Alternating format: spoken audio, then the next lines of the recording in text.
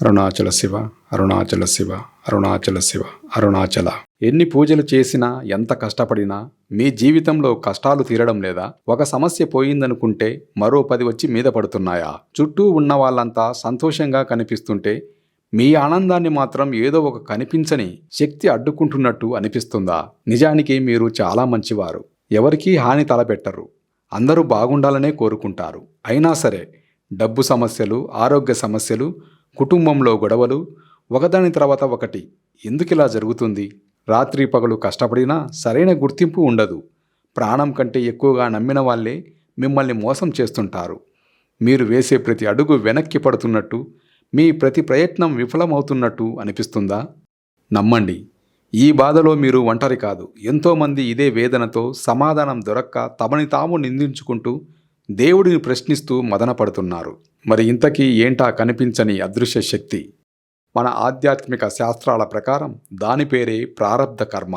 ఈ పదం వినగానే చాలామంది భయపడిపోతారు. ఇదేదో మార్చలేని శాపమని, అనుభవించి తీరాల్సిన శిక్ష అని నిరాశపడతారు.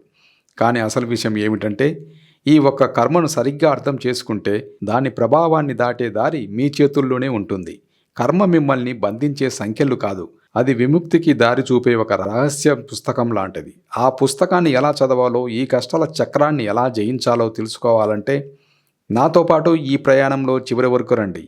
మీ జీవితంలో సంతోషానికి మీరు ఎంత దగ్గరగా ఉన్నారో మీకే అర్థమవుతుంది. కర్మ, ఈ మాటని మనం రోజూ వాడతాం. నా కర్మరా బాబు అని, వాడి కర్మ వాడిదే అని తేలిగ్గా అనేస్తాం. కానీ నిజంగా కర్మ అంటే ఏమిటి? ఇది మన తలరాత లేక మన చేతల? మొదట ఈ పదం యొక్క మూలాన్ని చూద్దాం. కర్మ అనేది సంస్కృత పదం. దాని అసలు అర్థం చర్య లేదా పని. అంతే, అది మంచి కాదు, చెడు కాదు, జస్ట్ యాన్ యాక్షన్. మీరు శ్వాస పీల్చడం ఒక కర్మ, మీరు ఆలోచించడం కూడా ఒక కర్మే. శాస్త్ర ప్రకారం ఈ విశ్వంలో ప్రతిదీ ఒక చర్య ప్రతిచర్య సూత్రంపై నడుస్తుంది. మీరు ఒక బంతిని గోడకేసి కొడితే అది అంతే ఫోర్స్తో మళ్ళీ వెనక్కి వస్తుంది. అది బంతి తప్పు కాదు, గోడది కాదు, అది ఒక భౌతిక నియమం. కర్మ సిద్ధాంతం కూడా అలాంటి ఒక ఆధ్యాత్మిక నియమం. మీరు చేసే ప్రతి పనికి, అది మనసుతో అయినా, మాటతో అయినా, చేత్తో అయినా, దానికి తగిన ఫలితం తిరిగి వస్తుంది. ఇందులో ఎలాంటి పక్షపాతం ఉండదని ఈ సిద్ధాంతం చెబుతుంది. అయితే ఈ కర్మలన్నీ ఒకేలా ఉండవు. మన శాస్త్రాలు వీటిని 3 రకాలుగా విభజించాయి. ఈ 3 అర్థమైతే మీ జీవితంలో ఏం జరుగుతుందో ఒక స్పష్టత వస్తుంది. అవే సంచిత కర్మ, ప్రారబ్ధ కర్మ మరియు ఆగామి కర్మ. సంచిత కర్మ, వీటిని ఒక సింపుల్గా ఉదాహరణతో అర్థం చేసుకుందాం. మీ జీవితాన్ని ఒక బ్యాంక్ అకౌంట్లా ఊహించుకోండి. ఇది మీ కర్మల యొక్క టోటల్ సేవింగ్స్ అకౌంట్ బ్యాలెన్స్. మన నమ్మకాల ప్రకారం మనం గడిపిన లెక్కలేనన్ని జన్మలలో చేసిన మంచి చెడు పనులన్నీ ఇందులో జమ అవుతాయి. ఇది ఒక భారీ గోడౌన్ లాంటిది. అందులో ఏముందో, ఎంత ఉందో మనకు తెలియదు. ఈ మొత్తం అకౌంటును ఒకే జన్మలో ఖర్చు చేయడం అసాధ్యం. ఇక 2, ప్రారబ్ధ కర్మ. ఇప్పుడు ఆ మొత్తం సేవింగ్స్ అకౌంట్ నుండి ఈ జన్మలో అనుభవించడానికి కేటాయించబడిన భాగమే ప్రారబ్ధ కర్మ. ఇది మీరు ఈ నెల కట్టాల్సిన ఈఎంఐ లాంటిది. ఒక విలుకాడు తన అంబులపతిలో ఎన్నో బాణాలు అంటే సంచిత కర్మలు పెట్టుకోవచ్చు. కానీ ఒక్కసారి విల్లు ఎక్కుపెట్టి బాణాన్ని వదిలాడంటే అది ప్రారబ్ధ కర్మ. దాన్ని వెనక్కి తీసుకోలేడు. ఆ బాణం తన లక్ష్యాన్ని చేరాల్సిందే. అదేవిధంగా ఈ జన్మలో మనం అనుభవిస్తున్న సుఖదుఖాలు, సంబంధాలు, పరిస్థితులు మన ప్రారబ్ధ కర్మ ఫలితమేనని మన శాస్త్రాలు చెబుతున్నాయి. మన పుట్టుక, కుటుంబం, ఆరోగ్యం, మనకున్న సహజమైన టాలెంటు, ఇవన్నీ ప్రారబ్ధ కర్మ వల్లే నిర్ణయించబడతాయి. అందుకే దీన్ని మనం విధి అంటాం. ఇది మీరు ఇప్పుడు ఈ క్షణంలో చేస్తున్న కర్మ. ఇది మీ చేతిలో ఉన్న చెక్ బుక్ లాంటిది. మీరు ఇప్పుడు మంచి పనులు చేస్తే మీ కర్మ అకౌంట్లో పుణ్యం జమ అవుతుంది. చెడు చేస్తే పాపం జమ అవుతుంది. ఈ ఆగామి కర్మ ఫలితాలలో కొన్ని వెంటనే రావచ్చు, కొన్ని భవిష్యత్తులో రావచ్చు, లేదా మిగిలినవి మీ సంచిత కర్మ అకౌంట్లో జమ అయ్యి రాబోయే జన్మల్లో ప్రారబ్ధంగా మారవచ్చు. మన స్వేచ్ఛ, మన ఛాయిస్ ఉన్నది ఇక్కడే. చాలా మంది చేసే పొరపాటు ఏంటంటే కర్మను ఒక శిక్షగా చూడటం. కానీ వాస్తవానికి కర్మ అనేది ఒక అద్భుతమైన ఫీడ్బ్యాక్ సిస్టమ్. అదొక పాఠశాల. మీరు నిప్పును ముట్టుకుంటే కాలుతుంది. అది నిప్పు మీకు వేసే శిక్ష కాదు. నన్ను తాకితే కాలుతుంది అని అది మీకు నేర్పుతున్న పాఠం. అలాగే మన కష్టాలు మనల్ని శిక్షించడానికి రావు. అవి మన పాత తప్పులను సరిదిద్దుకోవడానికి, ఒక పాఠం నేర్చుకొని ఎదగడానికి వచ్చే అవకాశాలు. ఈ దృష్టితో చూస్తే కర్మ శత్రువులా కాదు, మన గురువులా కనిపిస్తుంది. సరే, కర్మలో 3 రకాలున్నాయని తెలిసింది. కానీ మన ప్రస్తుత జీవితాన్ని, మన సంతోషాన్ని నేరుగా శాసించేది ప్రారబ్ధ కర్మ. నేను ఎవరికీ ఏ అన్యాయం చేయలేదే, అయినా నాకే ఎందుకిలా జరుగుతుంది అనే ప్రశ్నకు సమాధానం ఇక్కడే ఉంది. ఈ సిద్ధాంతం ప్రకారం మీరు ఈ జన్మలో ఎంత మంచివారైనా మీకు కష్టాలు వస్తున్నాయంటే దానికి కారణం గత జన్మల నుండి మీరు తెచ్చుకున్న ప్రారబ్ధ కర్మ యొక్క భారం. ఉదాహరణకు, ఒక వ్యక్తి గతంలో అన్యాయంగా ఇతరుల ఆస్తిని దోచుకున్నాడనుకుందాం. ఆ కర్మ ఫలంగా తర్వాతి జన్మలో అతను ఎంత సంపాదించినా డబ్బు నిలవకపోవడం, నిరంతరం ఆర్థిక ఇబ్బందులు పడటం వంటివి జరగవచ్చు. అతను ఈ జన్మలో ఎంతో నిజాయితీపరుడైనా ఆ పాత కర్మ ఖాతా క్లియర్ అయ్యే వరకు ఇబ్బంది పడాల్సి వస్తుంది. బయట నుండి చూసేవారికి పాపం ఎంత మంచివాడు, అయినా దేవుడు చూడట్లేదు అనిపించవచ్చు. కానీ ఇది దేవుడి పక్షపాతం కాదు, కర్మ నియమం యొక్క నిష్పక్షపాతమైన లెక్క. ఇక్కడే మనందరికీ వచ్చే ఇంకో పెద్ద డౌటు. ఓకే, నేను గతంలో తప్పు చేశానేమో, కానీ ఎంతోమంది చెడ్డవాళ్ళు, అవినీతి పరులు హాయిగా సకల భోగాలతో బ్రతుకుతున్నారు కదా, ఇదేం లాజిక్కు అని అనుకుంటారు. ఇది చాలా సహజమైన సందేహం. మనం ఒక వ్యక్తి జీవితాన్ని చూస్తున్నప్పుడు సినిమా మధ్యలో వచ్చిన ఆడియన్స్ లాంటి వాళ్ళం. మనకు ముందు ఏం జరిగిందో తెలియదు, తర్వాత ఏం జరుగుతుందో తెలియదు. ఆ చెడ్డవాడు ఇప్పుడు సుఖంగా ఉన్నాడంటే అతను తన గడిచిన జన్మల్లో చేసుకున్న ఏదో పుణ్యఫలాన్ని, అంటే ప్రారబ్ధ కర్మను ఇప్పుడు అనుభవిస్తున్నాడు. అతను ఎప్పుడో నాటిన మామిడి పండ్లను ఇప్పుడు తింటున్నాడు. కానీ అదే సమయంలో ఈ జన్మలో అతను చేస్తున్న చెడ్డ పనులతో ముళ్ళ చెట్లను నాటుతున్నాడు. వాటి పండు భవిష్యత్తులో అత్యంత కఠినంగా ఉంటాయి. అలాగే ఇప్పుడు కష్టపడుతున్న మంచివాడు గతంలో నాటిన ముళ్ళ చెట్ల ఫలాన్ని ఇప్పుడు అనుభవిస్తున్నాడు. కానీ ఈ జన్మలో అతను పడుతున్న ఓర్పు, చేస్తున్న మంచి పనుల ద్వారా భవిష్యత్ కోసం తీయటి పండ్ల చెట్లను నాటుతున్నాడు. ఇక్కడ మనం గుర్తుంచుకోవాల్సిన మరో ముఖ్యమైన విషయం ఉంది. మనం ఒకరికి ఏది చేస్తే అదే మనకు తిరిగి వస్తుంది అనేది నిజమే అయినా అది అంత సింపుల్గా పనిచేయదు. మీరు ఏ అనే వ్యక్తికి హెల్ప్ చేస్తే మీకు ఏ నుండే హెల్ప్ రావాలని లేదు. మీకు బి అనే వేరే వ్యక్తి నుండి వేరే రూపంలో సహాయం అందవచ్చు. అలాగే మీరు ఎక్స్ని మోసం చేస్తే మిమ్మల్ని వై మోసం చేయవచ్చు. అందుకే నేను ఫలానా వాడికి అంత మంచి చేశానే, వాడు నన్ను ముంచాడు అని బాధపడటంలో అర్థం లేదు. నువ్వు చేసిన మంచికి ఫలితం వాడి రూపంలో కాకపోయినా ఇంకెవరో రూపంలో నీకు తిరిగి వస్తుంది. విశ్వం దృష్టిలో వ్యక్తులు కాదు, చర్యలు మరియు వాటి లెక్కలు మాత్రమే ముఖ్యం.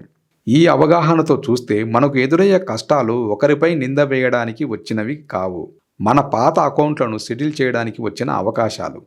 మనకు అన్యాయం చేసిన వాళ్ళు శత్రువులు కాదు, మన కర్మ రుణాన్ని తీర్చడానికి సహాయం చేస్తున్న వాళ్ళు. ఈ ఒక్క ఆలోచన విధానం మారితే చాలు, మీ బాధ సగానికి తగ్గిపోతుంది. అంతా ప్రారబ్ధ కర్మ ప్రకారమే జరిగితే ఇక మన చేతుల్లో ఏముంది? ఈ కష్టాలను అనుభవించడం తప్ప వేరే దారి లేదా?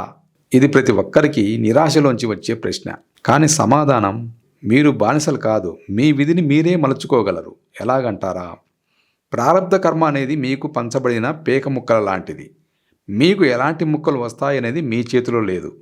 కానీ ఆ వచ్చిన ముక్కలతో ఆట ఎలా ఆడాలనేది పూర్తిగా మీ చేతుల్లో, మీ తెలివిలో, మీ ఎంపికలో ఉంది. మన స్వేచ్ఛ ఉన్నది ఇక్కడే. మన ఆగామి కర్మ మొదలయ్యేది ఇక్కడే. ప్రారబ్ధ కర్మ ఒక సంఘటనను మీ ముందుకు తెస్తుంది. ఉదాహరణకు, మీ బాసు అందరి ముందు మిమ్మల్ని అవమానించాడు. ఇది ప్రారబ్ధ కర్మ. ఇప్పుడు మీకు 2 దారులున్నాయి. ప్రతిస్పందన: వెంటనే కోపంతో ఊగిపోయి ఆయన్ను తిట్టేసి ఉద్యోగానికి రిజైన్ చేయవచ్చు. ఇది ఆలోచన లేని రియాక్షన్. దీనివల్ల మీరు ఒక కొత్త నెగిటివ్ కర్మను, అంటే ఆగామి కర్మను మొదలు పెడుతున్నారు. ఇది మీ సమస్యను ఇంకా పెద్దది చేస్తుంది. రెండో ప్రతిస్పందన: ఒక క్షణం ఆగి లోతైన శ్వాస తీసుకొని పరిస్థితిని అర్థం చేసుకోవచ్చు. ఆయన ఎందుకిలా ప్రవర్తించాడు, బహుశా తనకేమైనా సమస్యేమో అని ఆలోచించి శాంతంగా మీ వాదనను వినిపించడం లేదా సరైన సమయం కోసం మౌనంగా ఉండటం. ఇది వివేకంతో కూడిన స్పందన. దీని ద్వారా మీరు ఆ నెగిటివ్ కర్మ గొలుసును అక్కడితో ఆపేస్తున్నారు. ప్రారబ్ధాన్ని జయించడం అంటే దాని ఫలితాన్ని మాయం చేయడం కాదు. వదిలిన బాణాన్ని ఆపలేం, కానీ ఆ బాణం దెబ్బ తగలకుండా కవచం వేసుకోవచ్చు. దెబ్బ తగిలినా నొప్పి తెలియకుండా మత్తుమందు తీసుకోవచ్చు. తగిలిన గాయాన్ని త్వరగా మాన్పే మందు పోయవచ్చు. ఆ కవచమే జ్ఞానం, ఆ మత్తుమందే భక్తి, ఆ మందే నిష్కామ కర్మ. మన మహర్షులు ప్రారబ్ధ కర్మ ప్రభావాన్ని దాటడానికి 3 ప్రధాన మార్గాలను చెప్పారు. అవే జ్ఞాన మార్గం, కర్మ మార్గం మరియు భక్తి మార్గం. ఇప్పుడు జ్ఞాన మార్గం చూద్దాం. ఇది ప్రారబ్ధాన్ని ఎదుర్కొనే పదునైన ఆయుధం. అసలు కర్మ ఎలా పనిచేస్తుందో, ఈ కష్టం ఎందుకు వచ్చిందో మీకు తెలిసినప్పుడు దాన్ని చూసే మీ దృష్టికోణం మారుతుంది.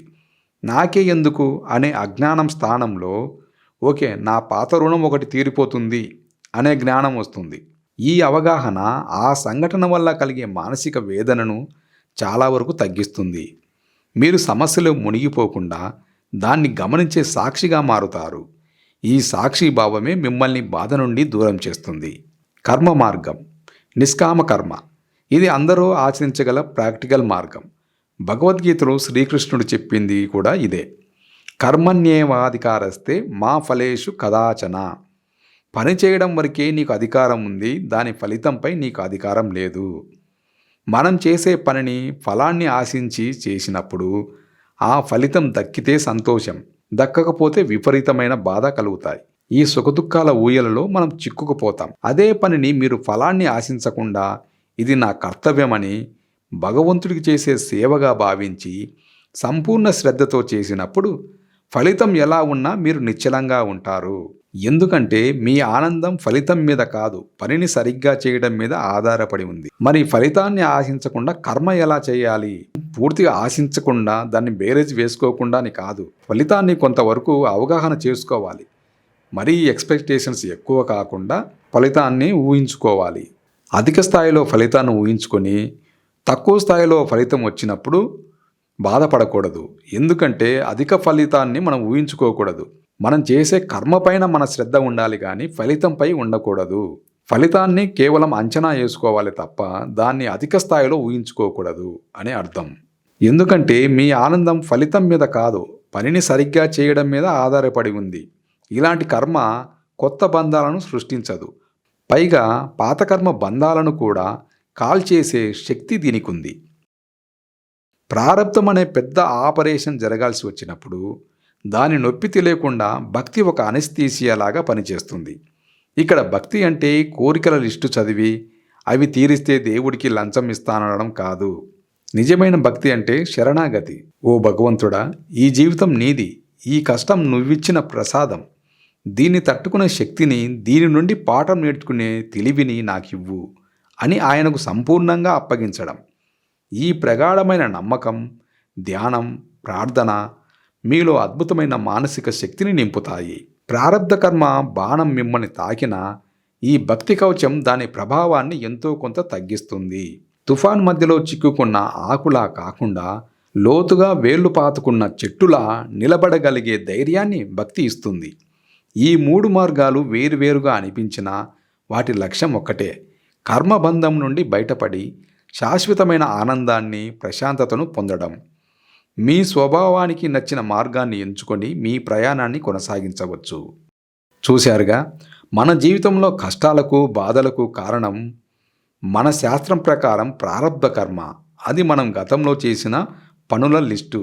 కానీ మీ సంతోషానికి అసలైన అడ్డంకి ప్రారబ్ధ కర్మ కాదు, దాని గురించి మనకున్న అజ్ఞానం, దానికి మనం ఇచ్చే రియాక్షన్ మాత్రమే.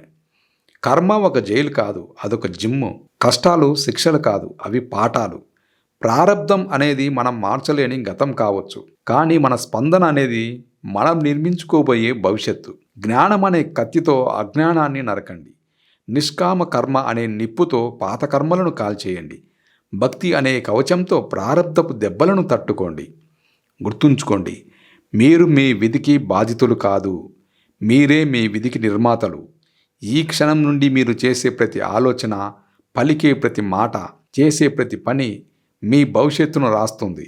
కర్మ ఒక శాపం కాదు, అది మీ చేతిలో ఉన్న ఒక పవర్ఫుల్ పరికరం. దాన్ని సరిగ్గా వాడి ఆనందమైన, ప్రశాంతమైన జీవితాన్ని నిర్మించుకునే శక్తి మన అందరిలోనూ ఉంది. దైవం మనకి ఏది సరైనదో అదే ఇస్తాడు. రమణ మహర్షి మాటలో సమస్యలంటే ఆత్మను అర్థం చేసుకునే అవకాశాలు, కష్టాలు వచ్చాయంటే భక్తి పనిచేస్తుందనే సంకేతం. దేవుడు ఎప్పుడూ ఆలస్యంగా ఇస్తాడు, కానీ సరైనదే ఇస్తాడు. ఈ ప్రయాణంపై మీ అనుభవాలు ఏమిటి? కర్మ సిద్ధాంతంపై మీకున్న సందేహాలేమిటి? మీరు ఏ మార్గాన్ని అనుసరించాలనుకుంటున్నారు? మీ ఆలోచనలను, ప్రశ్నలను కామెంట్స్లో పంచుకోండి. మనం అందరం కలిసి నేర్చుకుందాం, కలిసి ఎదుగుదాం. ఈ విశ్లేషణ మీకు ఉపయోగపడితే ఈ వీడియోకి ఒక లైక్ ఇచ్చి మీలాగే సమాధానాల కోసం వెతుకుతున్న మీ స్నేహితులతో, కుటుంబ సభ్యులతో పంచుకోండి.